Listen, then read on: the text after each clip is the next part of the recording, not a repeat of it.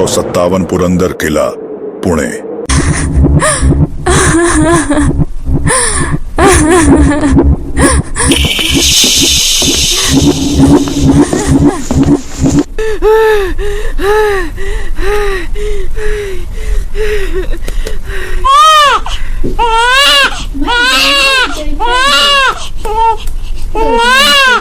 महारानी साहिबाई और बच्चा दोनों कैसे हैं? राजे, दोनों सुरक्षित हैं। वो तो होगा ही। ये मराठा का सिंह जो है, ये इस साम्राज्य का गौरव बनेगा। इसका नाम संभाजी होगा।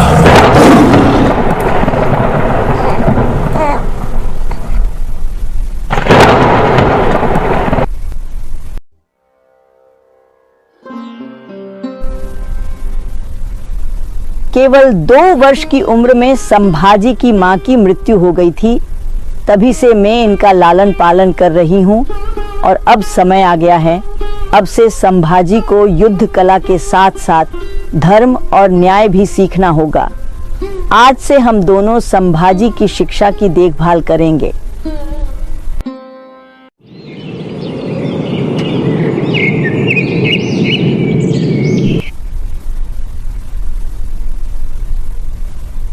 धर्मम च राष्ट्रम च समानम ध्येयम, अर्थात धर्म और राष्ट्र की सेवा समान उद्देश्य होने चाहिए।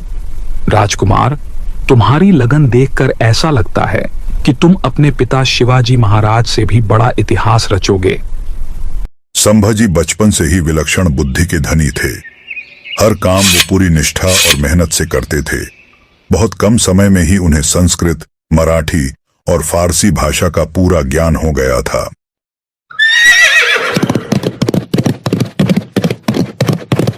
8 साल के हमारे संभाजी को घुड़सवारी सीखने का मन हुआ।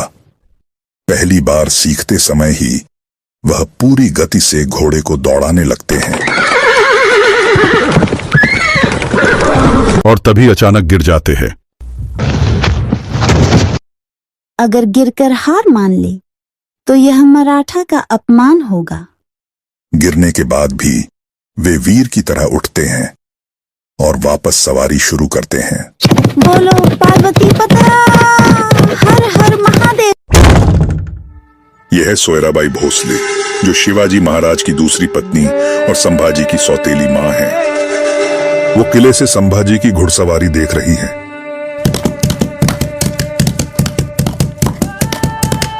काश मुझे भी एक बच्चा होता जिसे मैं शिवाजी महाराज के बाद मराठा साम्राज्य का उत्तराधिकारी बनाती। संभाजी तलवारबाजी का अभ्यास कर रहे हैं। उनकी तेज और सटीक चालें, उनके चेहरे पर आत्मविश्वास हूबहू शिवाजी की तरह है। इधर संभाजी की सौतेली मां सोयराबाई बेचैन होकर अपने ही मन में कुछ सोच रही हैं। सबका ध्यान बस संभाजी की तरफ ही है। मैं समझ गई, जब तक मुझे पुत्र प्राप्ति नहीं होगी तब तक इस राज्य में मुझे कोई अहमियत और मान सम्मान नहीं देगा। मुझसे ज्यादा सम्मान तो संभाजी का होता है। सोयराबाई संभाजी की सौतेली मां होने की वजह से हमेशा से ही उनसे नफरत करती थी। उन्हें ऐसा लगता है कि संभाजी की वजह से कभी उनका होने वाला पुत्र इस मराठा साम्राज्य का उत्तराधिकारी नहीं बन सकता है। संभाजी की किस्मत में उनके बचपन से उनके खिलाफ काफी लोग उनके ही अपने महल में मौजूद थे, लेकिन उनकी हिम्मत और साहस उन्हें हर चुनौती से इन सब से पार ले जा रही थी। रात का समय, संभाजी अपने पिता शिवाजी महाराज के पास जाते हैं।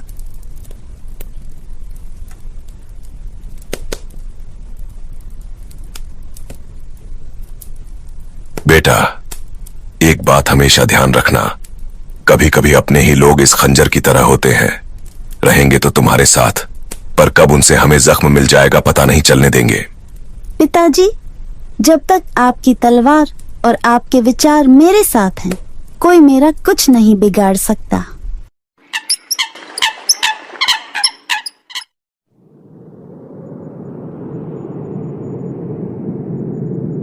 हमारी मातृभूमि शांति में कितनी खूबसूरत लगती है, पर कुछ बाहरी लोग इसकी शांति का फायदा उठाने की कोशिश कर रहे हैं। लेकिन हम इस भूमि के रखवाले उन घुसपैठियों को बताएंगे, ये भूमि खाली नहीं शेरों से भरी है। जय भवानी, जय भवानी, जय भवानी, जय भवानी, जय भवानी, जय भवानी। अब 1607 के दशक में मराठा साम्राज्य तेजी से बढ़ रहा था। शिवाजी ने कई मुगल किलों पर कब्जा कर लिया था और दक्षिण भारत में मुगलों के प्रभाव को कमजोर करते जा रहे थे। 1664 में शिवाजी ने मुगलों के सबसे अमीर व्यापारिक शहर सूरत पर आक्रमण किया और भारी धनराशि लूट ली। इसके बाद उन्होंने कई किलों पर कब्जा कर लिया और मुगल प्रशासन को कमजोर कर दिया।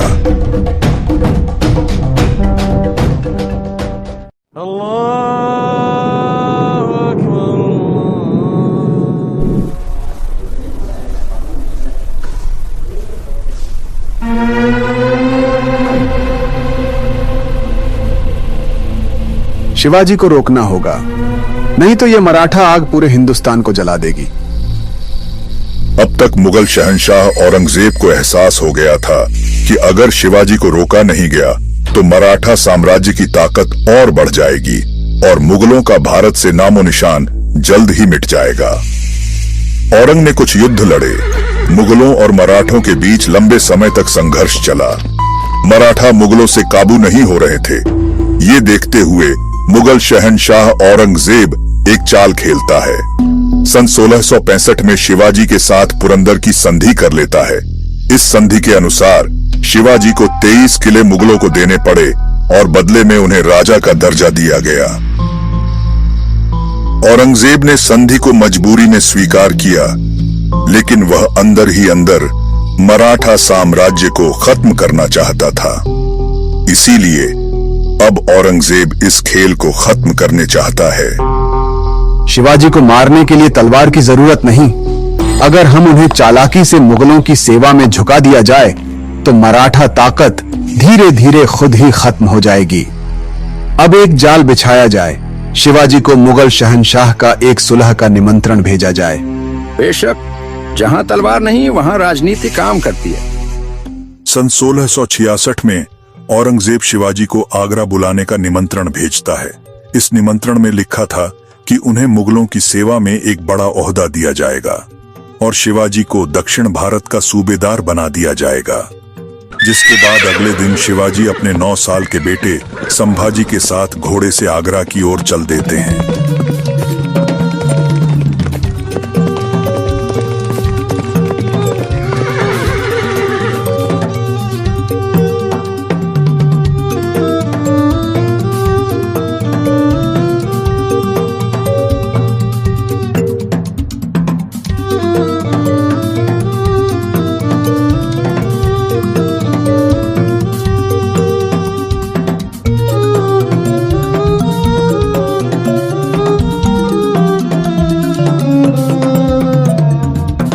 औरंगजेब ने शिवाजी को दरबार में बुलाया और जानबूझकर उन्हें तीसरी पंक्ति में खड़ा कर दिया, जो उनके कद के हिसाब से बहुत छोटा स्थान था। आप हमारे साथ अच्छा बर्ताव नहीं कर रहे हो।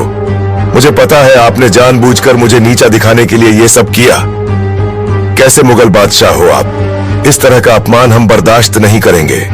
यह एक बड़ा अपमान था, क्योंकि हिंदू राजा आमतौर पर दरबार में ऊंचे दर्जे पर बैठते थे।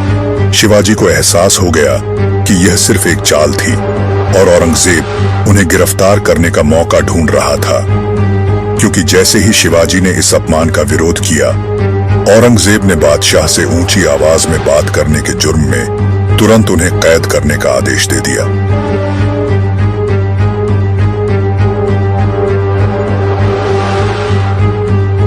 शिवाजी और उनके पुत्र संभाजी को आगरा के किले में बंद कर दिया गया, जहां उनकी हर हरकत पर नजर रखी जाती थी।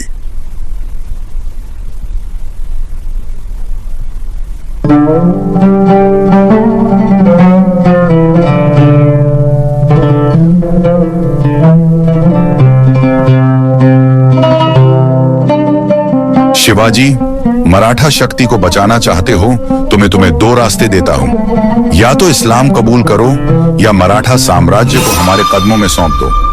औरंग, ये तब संभव है जब सूरज अपना तेज छोड़ दे, जब समुद्र अपनी लहरों को रोक दे, तब शायद मैं मराठा स्वराज्य छोड़ दूं। शिवाजी, एक अक्लमंद इंसान जिंदा रहने का रास्ता ढूंढता है, पर लगता है तुमने मरने का रास्ता चुना है। मौत से, उससे तो तू डरता होगा औरंग, तभी तो तूने षड्यंत्र से मुझे बंदी बनाया। नहीं तो एक बार रणभूमि में आजमा का देख। खैर जाने दो, अब तुम चाहते ही हो मराठाओं को मैं अपने हाथों से खत्म करूं, तो उनका मैं ऐसा हाल करूंगा उनकी चीखें यहां तक सुनाई देगी। पर अफसोस तुम कुछ नहीं कर पाओगे। औरंगजेब चाहता था कि या तो शिवाजी इस्लाम कबूल करें या मराठा शक्ति को खुद ही उसको सौंप दे, लेकिन शिवाजी औरंगजेब की दोनों शर्तों के खिलाफ टिके रहे। शिवाजी अपने बेटे संभाजी के साथ मिलकर आगरा के कारागार से भागने की योजना बनाते हैं। शिवाजी औरंगजेब की नीति समझ गए थे, तो उन्होंने शांत रहना शुरू कर दिया था। वे उनकी निगरानी करने वाले सैनिकों से हंसी मजाक करने लगे। वो औरंगजेब को महसूस कराते रहे कि वह अब हार मान चुके हैं, अब वो कैद से नहीं निकल पाएंगे। कुछ महीने बीतने के बाद शिवाजी ने बीमार होने का नाटक किया, तो उन्होंने औरंगजेब से अपनी तबीयत ठीक कराने के लिए जरूरतमंद की मदद करके उनसे दुआ लेने का जिक्र किया। इस योजना में वो गरीबों को फल और मिठाइयां दान करने लगे। काफी समय तक तो इन टोकरियों की जांच पहरेदार करते रहे, लेकिन यह रोजाना होने की वजह से जांच होना बंद हो गया। तभी एक दिन शिवाजी महाराज अपने बेटे के साथ मौका देखकर टोकरियों में बैठकर फलों के सहारे किले से बाहर निकल जाते हैं, कैद से आजाद हो जाते हैं।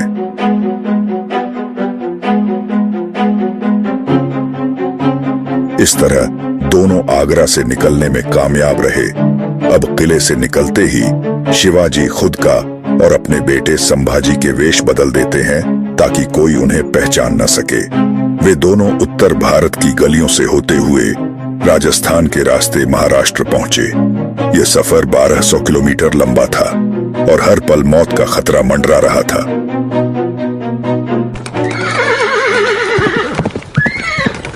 आखिरकार कई महीने बाद वे रायगढ़ लौटे।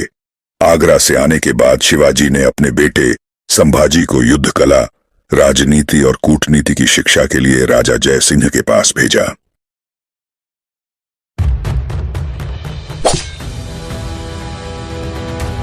तेरह साल की उम्र तक संभाजी युद्ध कला के हर क्षेत्र में परिपक्व हो चुके थे।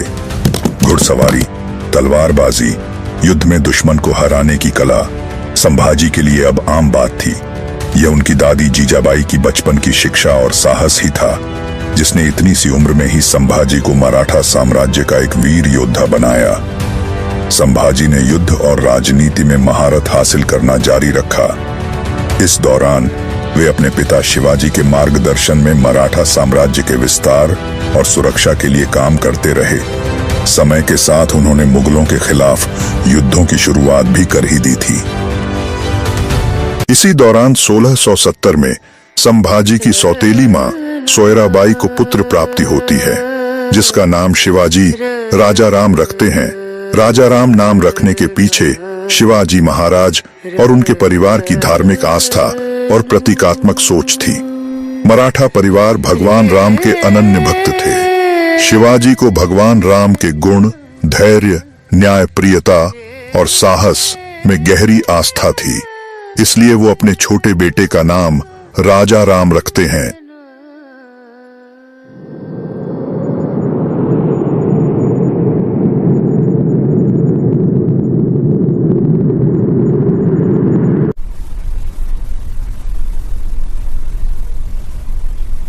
संभाजी, अब तुम्हारी परीक्षा का समय आ गया है।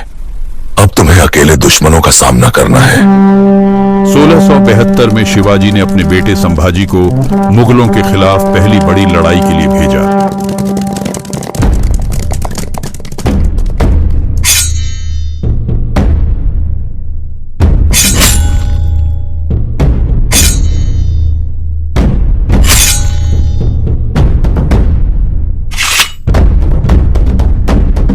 गुजरात के इस युद्ध में संभाजी ने अपनी वीरता दिखाई और मुगलों को भारी नुकसान पहुंचाया।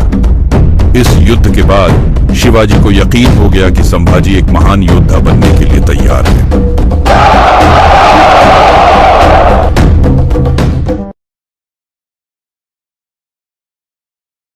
अब समय आ गया है कि हम अपने साम्राज्य को और मजबूत करें। संभाजी अब लगभग 17 वर्ष के हो चुके हैं। इस साम्राज्य को आगे बढ़ाने के लिए हमने संभाजी का विवाह करने का फैसला लिया है। उनका विवाह पिलाजीराव शिर्के की बेटी येसुबाई से तय हुआ है। यह गठबंधन हमें शक्ति देगा और आने वाले संकटों से सुरक्षित रखेगा।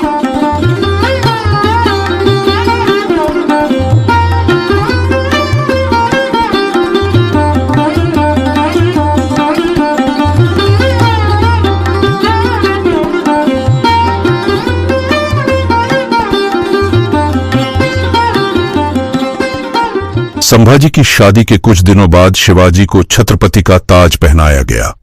उन्होंने दक्षिण भारत में कई किले फतेह किए और मराठा साम्राज्य को और शक्तिशाली बना दिया। शिवाजी के छत्रपति बनने के 12 दिन बाद ही कुछ ऐसा हुआ जिससे पूरे मराठा साम्राज्य को गहरा धक्का लगा।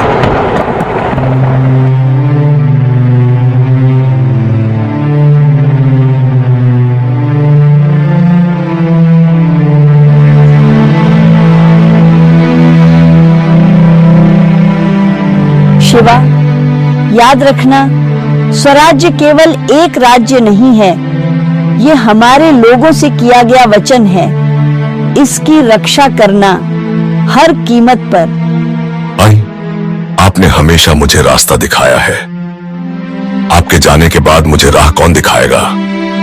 दुश्मनों से कैसे लड़ पाऊंगा?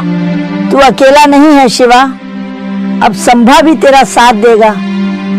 समझना, मैं ही तुम्हारे साथ हूँ। संभा, तुझे मैंने बचपन से वीर बनते देखा है। याद रखना, स्वराज्य को बचाने के लिए हर बलिदान देना पड़े तो पीछे मत हटना। तू मराठा साम्राज्य की एक मजबूत ढाल और तलवार है।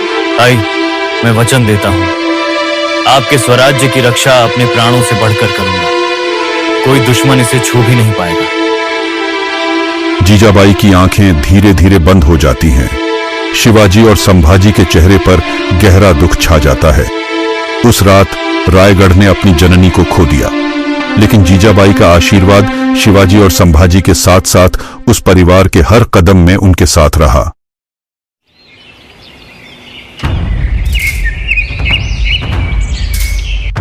एक राजकुमार के रूप में संभाजी महाराज ने एक से अधिक अवसरों पर अपनी बहादुरी और सैन्य प्रतिभा साबित की। 1675 से 1676 के दौरान उन्होंने सफल अभियान का नेतृत्व किया। इस अभियान में उन्होंने बहुत कम सेना के साथ पोंडा किले पर अपनी रणनीतिक बुद्धि से चढ़ाई कर मुगलों को मौत के घाट उतार दिया।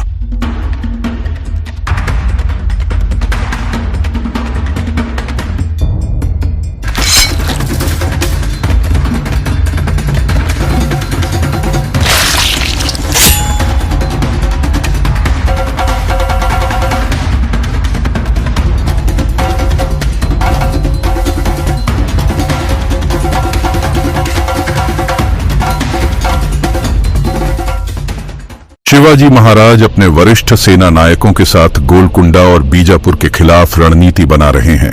तभी अचानक संभाजी वहां आते हैं और कहते हैं, महाराज, मैंने पोंडा में अपनी योग्यता साबित कर दी है।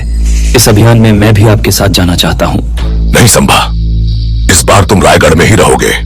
मेरे अनुपस्थिति में आप यहाँ सबको संभालेंगे। क्या मैं आपके साथ युद्ध में खड़े होने योग्य नहीं हूँ? बात वो नहीं है। एक साम्राज्य को योद्धाओं की जितनी आवश्यकता होती है, उतनी ही एक शासक को धैर्य करने की भी होती है। तुम्हें धैर्य सीखना होगा संभाजी। शंभा उनके आदेश के सामने सिर झुकाते हैं और बिना कुछ कहे वो दरबार से बाहर निकल जाते हैं।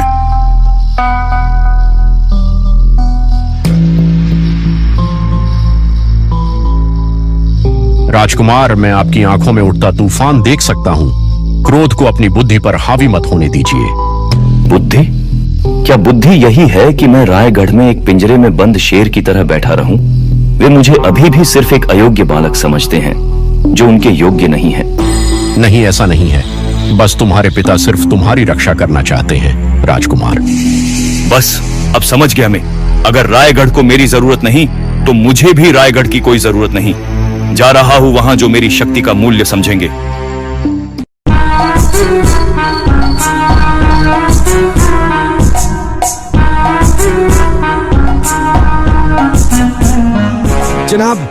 आपको बाहर आना चाहिए।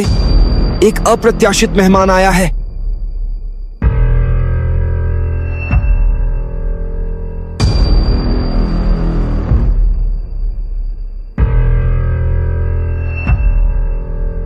युवराज संभाजी, मुझे यकीन नहीं हो रहा। या तो मैं सपना देख रहा हूँ या फिर कहीं रायगढ़ तुम्हारी महत्वाकांक्षाओं के लिए छोटा पड़ गया है। मैं अपनी मर्जी से आया हूं दिलेर खान। अपनों ने मेरी कदर नहीं की। उनको दिखाना चाहता हूं मैं क्या कर सकता हूं। मुगल सल्तनत तुम्हारा स्वागत करती है राजकुमार। तुमने बहुत बुद्धिमानी का फैसला लिया है। इंशाअल्लाह हम मिलकर बड़े कारनामे करेंगे।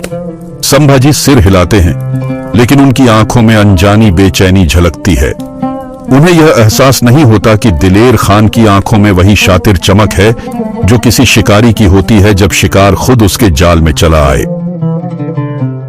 कई महीने बीत जाने के बाद मुगल सेना संभाजी के साथ दक्कन के भूपालगढ़ के किले पर आक्रमण कर देती है। भूपालगढ़ किला, जो मराठों का एक मजबूत गढ़ है, मुगलों की घेराबंदी में है, लेकिन मराठा सैनिक आत्मसमर्पण करने को तैयार नहीं है।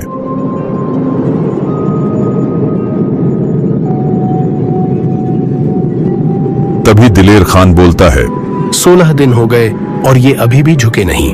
लगता है अब अपने प्यादे की चाल चलनी होगी। दिलेर खान संभाजी को आदेश देता है कि उनसे जाकर कहो किले का दरवाजा खोल दे। संभाजी भी सोचते हैं कि ऐसा करने से बेवजह का रक्तपात रुक जाएगा। संभाजी किले के दरवाजे पर खड़े होकर फिरंगोजी को द्वार खोलने को कहते हैं। फिरंगोजी और उनके सैनिक स्तब्ध रह जाते हैं कि युवराज दुश्मनों का साथ क्यों दे रहे हैं। फिरंगोजी भारी मन से दरवाजा खोलने का आदेश दे देते हैं। जैसे ही द्वार खुलता है, मुगल सैनिक अंदर घुस जाते हैं और अंदर रक्तपात मच जाता है। मुगलों के हाथों मराठा योद्धा एक एक कर गिरते जाते हैं।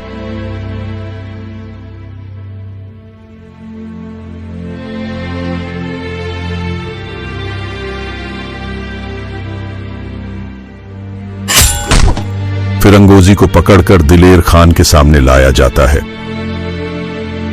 दिलेर खान अपने सैनिकों को आदेश देता है कि फिरंगोजी का हाथ काट दिया जाए, लेकिन संभाजी भय और क्रोध से कांप उठते हैं। वह दिलेर खान को ऐसा करने से रोक लेते हैं। बचे हुए मराठाओं को किले से बाहर निकाल दिया जाता है।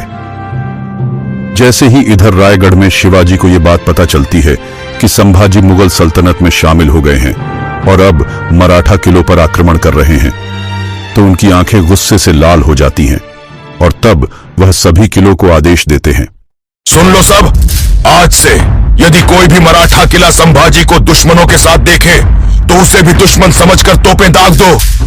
कोई राजकुमार स्वराज्य से बड़ा नहीं है। उधर मुगल शिविर में संभाजी अपने तंबू में अकेले बैठे हैं।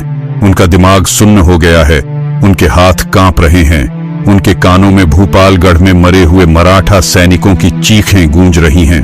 उन्हें अब एहसास हो गया है, न वह मुगलों के हैं और अब न मराठों के। उन्होंने अपने जीवन की सबसे बड़ी गलती कर दी है। कुछ दिनों के बाद दिलेर खान के अत्याचार अब बढ़ते ही जा रहे थे। वो पास के आम लोगों के साथ लूटपाट और हिंदू औरतों के साथ गलत व्यवहार करने लगता है। और जब संभाजी ने उससे इस बात का विरोध किया तो वो भड़क उठा और बोला, तुम कौन होते हो मुझे रोकने वाले? मुझे जो अच्छा लगेगा वो मैं करूंगा। ये बात सुनकर संभाजी अब समझ गए थे कि दिलेर खान ने उन्हें सिर्फ एक मोहरा समझा। संभाजी अब ना तो अपने पिता शिवाजी के पास जा सकते थे और ना ही मुगलों के साथ रह सकते थे। वो बड़ी ही दुविधा में पड़ गए थे कि अब करे तो क्या करें। इधर दिलेर औरंग को खबर पहुंचा देता है, शंभा अब मुट्ठी से बाहर निकल रहा है। औरंगजेब तुरंत उसको बंदी बनाने का फरमान भेज देता है। जैसे यह बात संभाजी को पता चलती है, वह तुरंत वहां से भागने लगते हैं।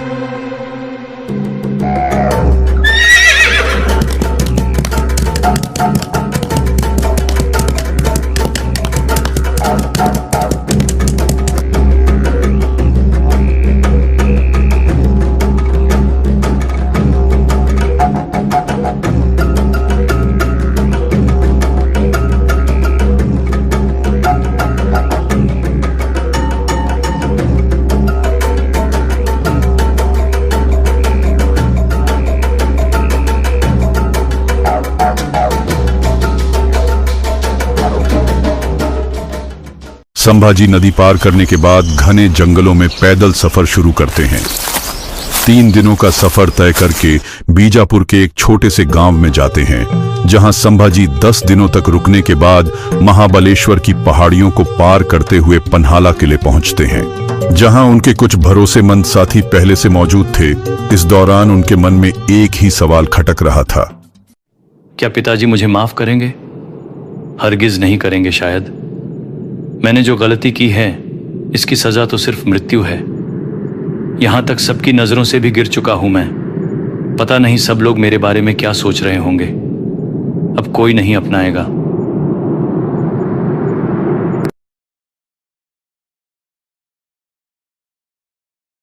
मैं तो आज तक असमंजस में हूं।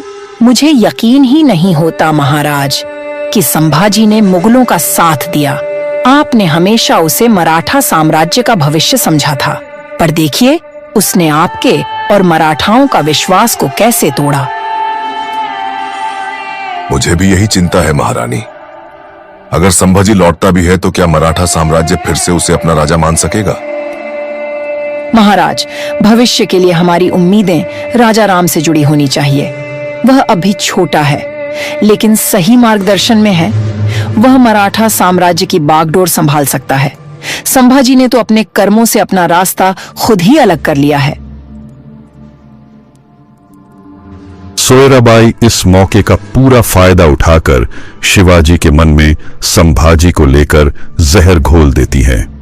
सोयराबाई के शब्द शिवाजी महाराज के मन में धीरे धीरे जहर की तरह असर करने लगते हैं। उनका विश्वास डगमगाने लगता है। पन्हाला किला। संभाजी अकेले बैठकर रायगढ़ की ओर देखते हैं। उनकी आंखों में पश्चाताप और चिंता साफ झलकती है। मैं कब तक ऐसे ही भटकता रहूंगा? शायद अब वापस मुझे रायगढ़ जाना ही चाहिए। क्या पिताजी मेरा इंतजार कर रहे होंगे, या मैंने सच में सब कुछ खो दिया? अब जो भी होगा देखा जाएगा। जाकर मैं माफी मांग लूंगा। इधर रायगढ़ में सोयराबाई शिवाजी को भड़का चुकी थी और उधर संभाजी वापस रायगढ़ लौटने के लिए तैयार हो रहे थे। क्या कभी शिवाजी महाराज संभाजी को माफ करेंगे, या रानी सोयराबाई ने जो कहा वही